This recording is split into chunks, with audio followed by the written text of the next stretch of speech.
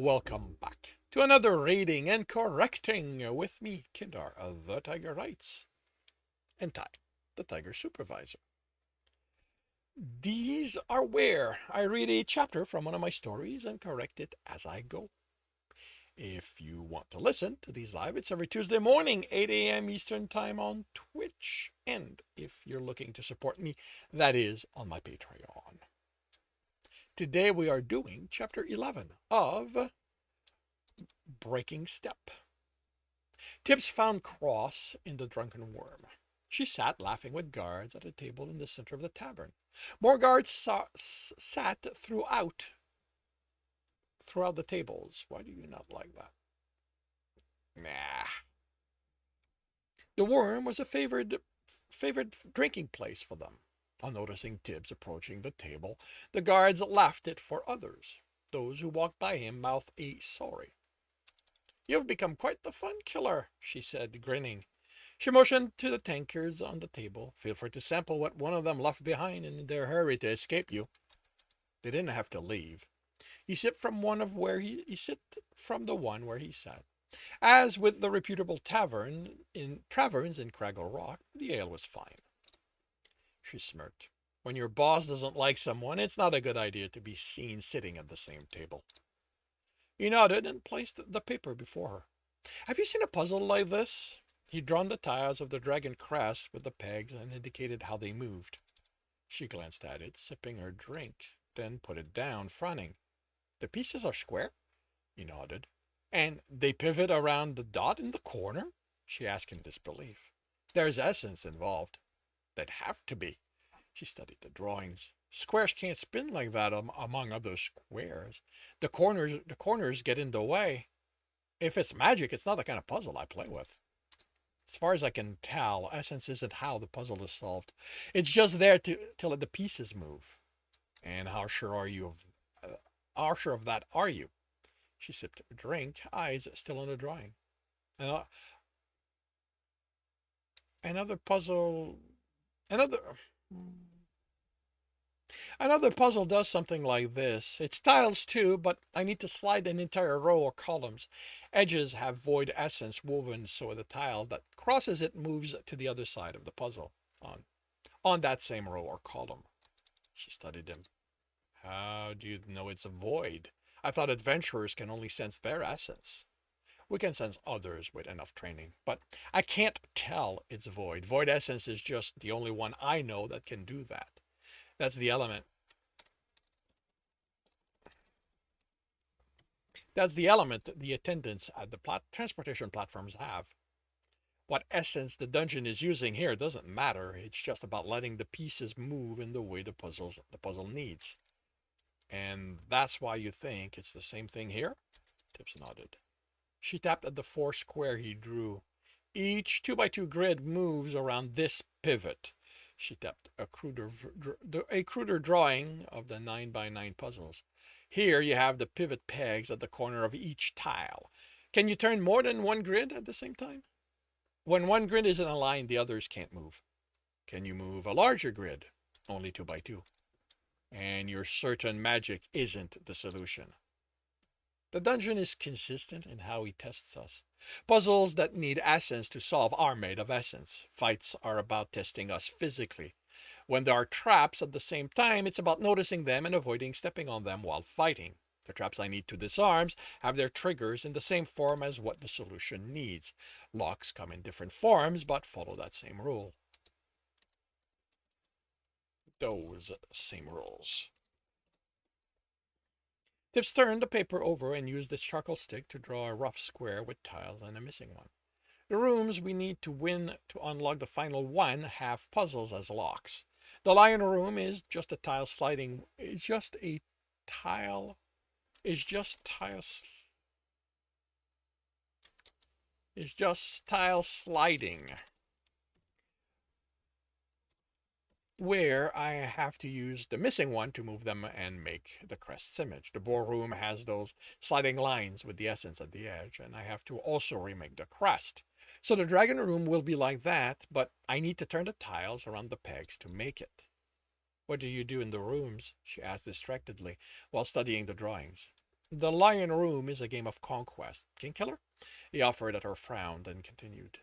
It's just 5 pieces against 5, but if when a piece takes the other, there's a fight to determine the winner. It's a test of strategy and of tricking the dungeons sometime. She raised an eyebrow. You make it sound like it's intelligent or something. He is, Tibbs said, ready to defend Stowe, then paused. He couldn't say too much. Cross didn't know Stowe was a person. He's crafty, but how he behaves can be predictable. So Kumdar used expectation of how a game of conquest plays to trick him. He almost said her. And when that wouldn't have worked the second time. She nodded. The other rooms? It's it tests agility and the ability to see patterns. The room has columns. Has. Oh, no. Had. Has. There's an H there. Has columns of varying height. The change of weight on one will make it and others in the room move up or down. We need to cross the room in a way that opens a passage. Don used corruption to melt the columns in the way the first time his team did the room, but the dungeon adapted and it didn't work the second. Mm. He smiled. There was an essence maze on the second floor. My team kept finding ways around for a lot of runs until the dungeon was able to force me to navigate it. This room? I won't know until we go in. No other team cracked the puzzle? He shook his head. Without knowing where the room is, it's hard to get to it before the other two. The third floor is a maze of shifting wall, and the triggers we step on control what wall moves.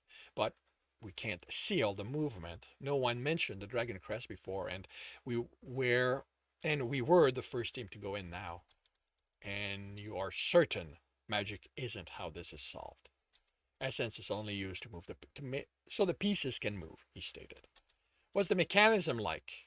I haven't seen it. Have you worked out something about it? It's physical. I mean, it's not essence that makes the pivot turns. I'd be able to sense that. It's just where the tiles will overlap when they turn. There's a latch of some sort that clicks when a turn aligns the tile with the others. It doesn't lock in place. I can keep turning it, but it's probably how the others unlock. That's also physical. Anywhere in a dungeon, I'd tell you this is impossible. The level of complexity needed to make something that like that work is, well, it's beyond anything I can think of. Layers upon layers of gears and levers to control those pivots. I can't even think of how the mechanism will tell how it can unlock the door. It unlocks when the crest is formed. But how does the mechanism know? She asked and tips round. Isn't this like the puzzle box with the sliding pieces? I slide them until all the notches are lined up, and I remove the cover. But those puzzles only have one way any pieces can move. She tapped the paper. This has any of them move around any of the pivot.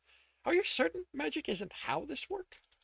He shrugged. He couldn't be certain. He hadn't sensed essence when the others unlocked. But if it was Ganny watching for when the crest was formed, but if it was Ganny watching when the crest was formed so he could open the door, so she could open the door, would he? She handed the paper. Went with.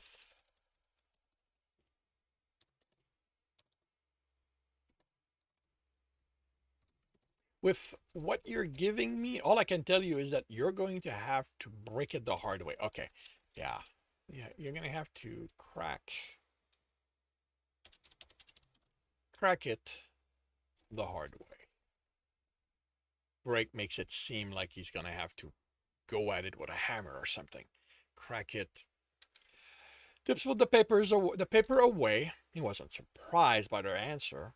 After all, still tested the runners, not those outside the dungeon. The guards, whose path Tibbs crossed, eyed him suspiciously. It was night, so what reasons could he have to walk along the path leading to the dungeon step? But he remained on the lit path, so they left him be, continuing their patrols among the tents and nearly finished permanent buildings. Before the steps, Tibbs turned left, off the path and among the empty stalls and a patch of ground being clear patches. Let's make that plural. Patches of ground being cleared for other buildings. The guard he sensed following him remained on his trail until Tibs was well beyond the last stall. They'd post guards at the periphery now, in case Tibs planned on returning undetected. Now alone, he backtracked and headed for the cliff face, where he knew he was within Stowe's range, and sat, leaning back against the stone. So, Stowe said, Dawn? It wasn't my idea. Tirania forced him on my team. She threatened to break us up if I said no. Do you want me to arrange it so he doesn't survive the next run? She's going to think I did it, and she just forced someone else on my team. I need her to be happy with me, and at least Dawn's not incompetent. Did you know about not having to put a lord on the board? That's not how the game plays, Kenny said, but he's right. On your side, you just need to stay alive, so you don't need it. Doesn't that mean you don't have to use one either? Yes, but while I can't force Runner to use one, I want to stick to how the game plays. I won't tell the other teams. Tib said, I doubt you'll have to, she said in disgust. Dunn probably already has. Did any of the other teams who did the third floor do that? No, she hesitated, but not many of them beyond you, Dawn, and Dawn made it to that room before you stopped coming. Tips thought back on the sister's behavior. I don't think he'll tell. Really? Stowe asked. You haven't heard him during his runs. I know everything about this. I know more than you about that. I know more about how the dungeon thinks than yeah. I know more about how the dungeon thinks than dungeons do, and I'll make sure everyone knows about it so they can know how much better than them I am. Tibbs smiled at the perfect imitation of Dawn's voice Stowe did. I don't need to do that. Perfect imitation of Dawn's voice. Did he say anything like that during our run?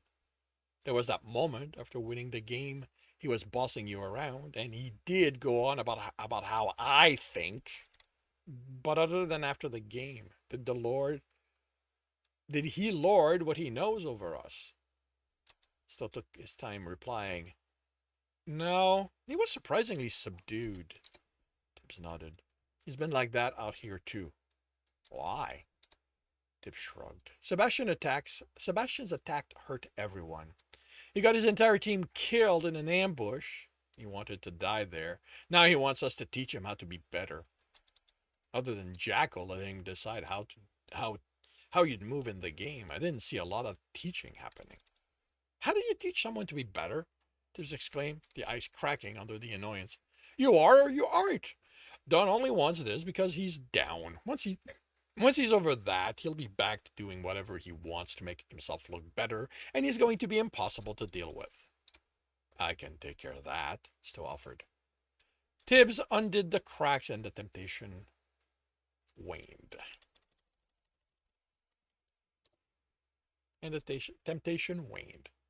Tirania's just going to make my life difficult for it. All she wants is to use me, my team, to make herself look good to the town. Make them forget she abandoned us to Sebastian. If you can get her inside of me, I can make her go away too. How could you make that happen? Would Tirania know the dungeon is dangerous to her? Was Stowe really able to do something to someone as powerful as she was? Only that wouldn't solve his problem. Tirania was simply an agent of the guild. That Marger had put her in charge, told her how the guild wanted things to be run, how whoever they replaced her with would be the same. Could he get Marger to step inside Stowe? Would it work? They had to be stronger than Tirania if they gave her orders. I don't know if you could kill her. Stowe snorted. I'll remind you that I'm putting you through tests. If I decide to kill you, I did kill a lot of runners before. We weren't that strong then, Tibbs replied, unsure why Stowe sounded apologetic. And neither was I. She's stronger than Bardic, and he hurt you badly. He had those bottles of corruption, and I was young. She can't do that to me. Tibbs expected she could do much worse. She's beta. That's a lot stronger than you.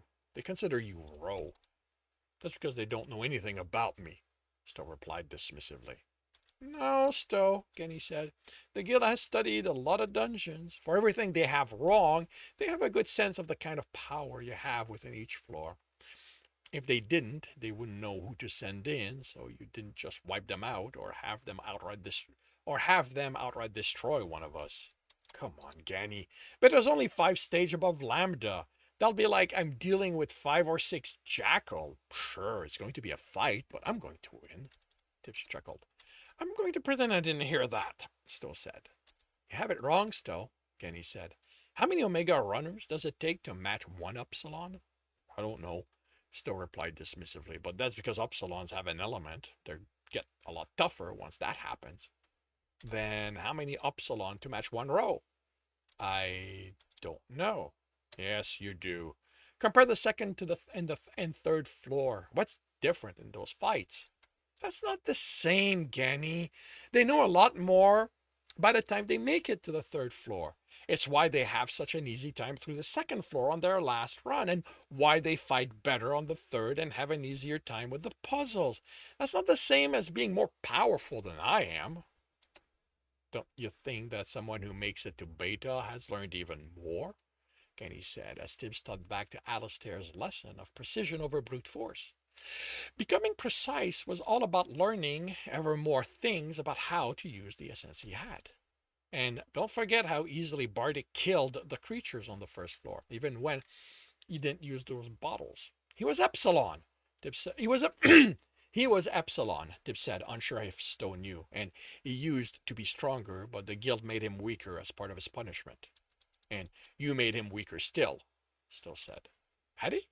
Draining the essence had made Bardic age, as if without that essence he went back to the age he really was. But Tibs hadn't realized he'd also taken away some of his power. Thinking back on it, it made sense. His own increase in power, as well as the essence that broke his reserve open, had to have come from somewhere.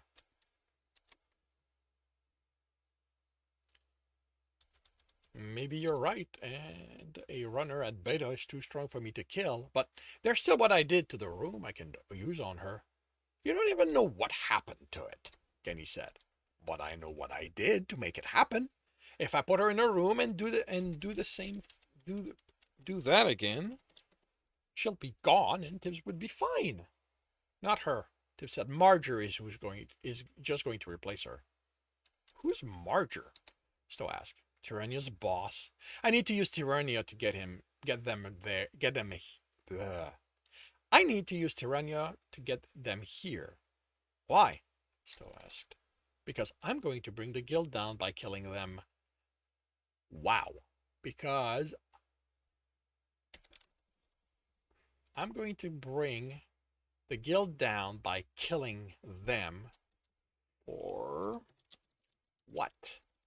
They let happen. For what they let. You know what? Yeah, for what they let happen. To Karina. I mean,